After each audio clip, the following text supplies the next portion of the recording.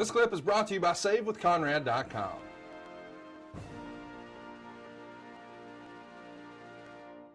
Well, listen, let's talk about something that's not so cool. And that's when you tear your ACL in 2019.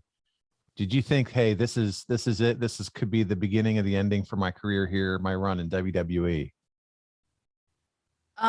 It was my first real injury, I think, aside from I've had some stingers. I mean, I've separated my shoulder, I've separated both of them twice. And the other one I separated once and broke it, the collarbone, and I've had fallen on my head and stingers and couldn't turn my neck and all the things. But that was the first injury that sidelined me to the point of I was going to be out for 6 to 9 months. And it was time. And that's a real, especially I think we're so stubborn in wrestling. All of us, we don't like to accept help. We don't want to lean on people. We don't want to be vulnerable. We don't want to admit that we're vulnerable and that we need other people. And this is even in our own relationships to my husband, who, it was hard. It was hard to feel weak and vulnerable, and also uncertainty is not something that I'm very good with. And I felt like, at first I felt like it was already uncertain anyway, because I had just gotten it was the draft and I wasn't really doing a whole lot on Raw. I just got drafted to SmackDown, never debuted on SmackDown, was just kind of hanging out, waiting for creative to figure something out or whatever it was going to be, hanging out, doing my Instagram lives from catering. And I go to Waco, Texas and wrestle Carmella in a house show in front of, 1,000 people. And that's where I tear my first house show event of SmackDown after being drafted, which I hadn't even debuted on television yet, over there. So it was discouraging. It was all of this, what is happening right now? On such a good note of all these good things happening, and then this happens. And it was also in the midst of a personal stuff happening between my sister being sick and just a lot happening in my life. And I honestly, now looking at it, go this was my reset button of my reevaluation of what I'm going to do and how I value myself and what do I value most in my life, kind of thing. I think it was a necessary thing to happen because I had to sit back at home and I was trying to figure it out and what I was going to do next, and talking about moving behind the scenes and being more of a producer role. But I also wanted to end my WWE career in a cool way to have a button on it, because I just didn't want to be this ACL tear be the last thing that I did, and then all of a sudden I just kind of move into a commentator position or whatever. And I hadn't trained or really didn't know commentary, and it's a hard job. So I had to, try to study to try to do that. And I'm a perfectionist, so I want to be great at whatever I do. I don't want to be mediocre. So it was frustrating. It was a lot of things of just testing the waters and seeing if there was a different way that I could show that I had value, forgetting the fact that I'm Mickie James and I'm fine, it's all the things, plus the rehab alone of being injured and then having to do all the, I had no idea that an ACL was so important, and that the injury and then the rehab coming back was going to be so painful and so long. When they told me 6 to 8 months, I was like, you guys are insane. I'll be back in 3 months. I'll be fine. I'll be fine. And it's no, it's still my hamstring, because I took the graft from my hamstring. My hamstring still to this day is not as strong as my other one. It's still not the same, it's just weird. But I'd never experienced that until that moment. I go, this really sucks. You really are floored. I really have this brace on for 6 months. I'm stuck. I'm really stuck. What am I going to do? And yes, it is. Yeah. And bored out of my mind, bored. Oh, Nick.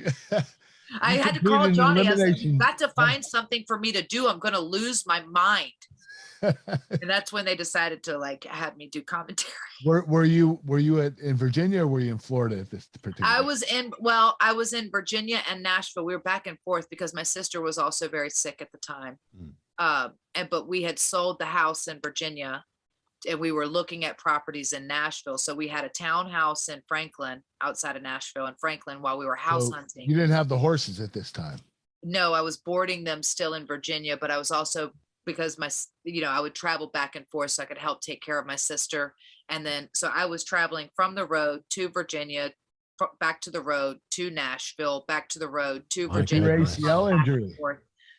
For about What a pain in the ass. Wow. Yeah. Was Nick still shoveling shit while you had the knee brace on? No.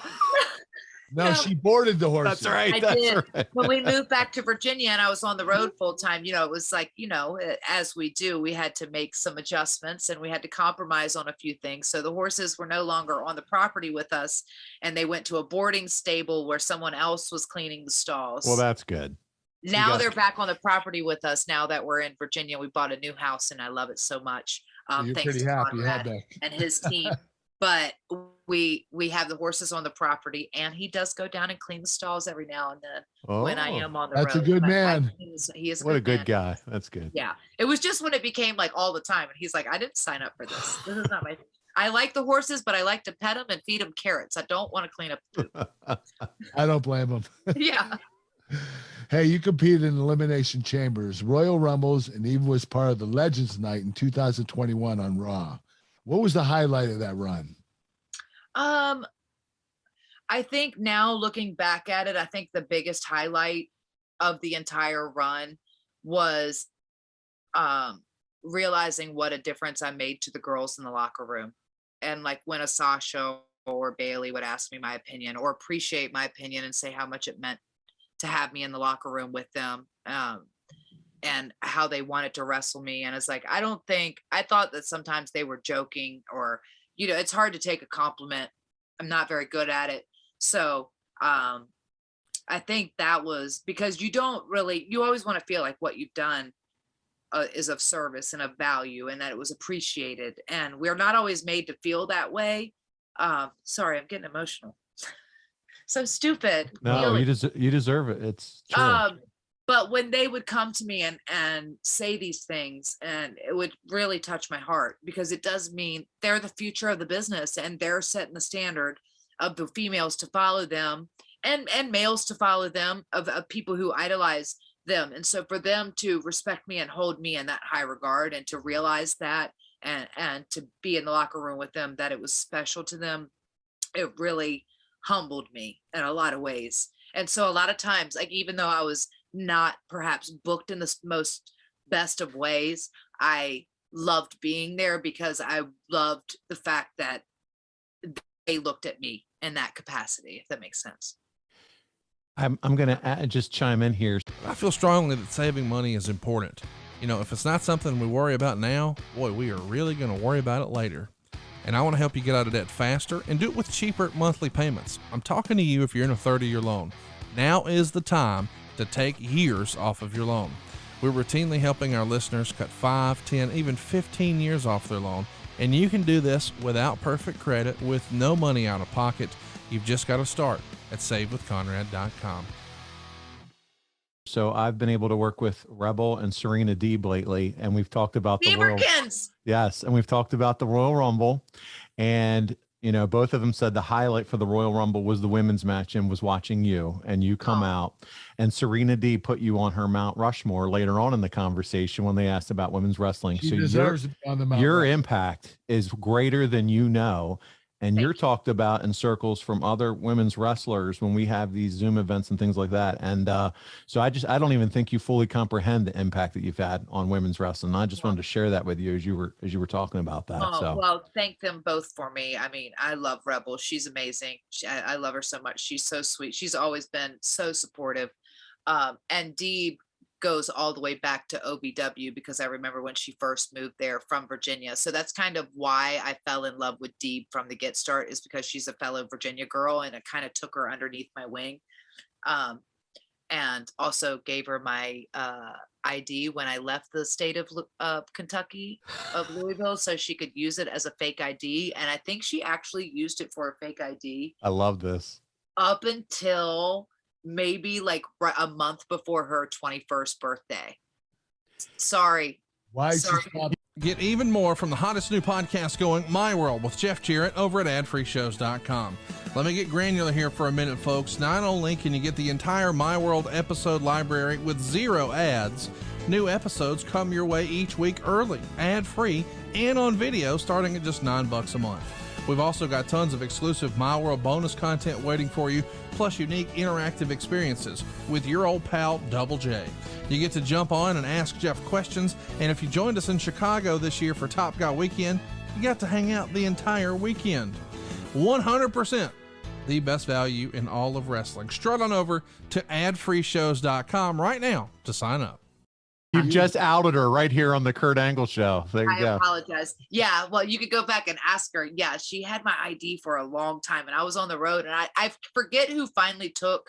It was like a week or so. It wasn't very much until her 21st birthday when they realized, and they look at the name, and they look at her, and they look at the name, and they're like, "This is not you."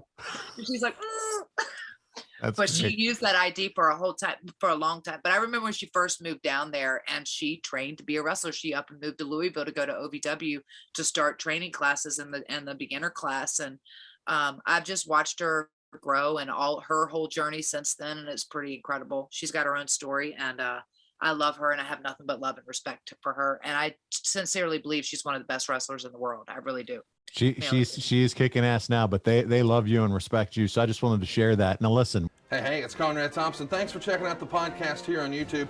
Be sure to hit the subscribe button and the notifications bell so you get a notice anytime we upload some new content. And go save yourself some money right now. If you're in a 30-year loan or you have credit card debt, it's not a matter of if I can save you money. It's a matter of how much. Find out right now for free at savewithconrad.com.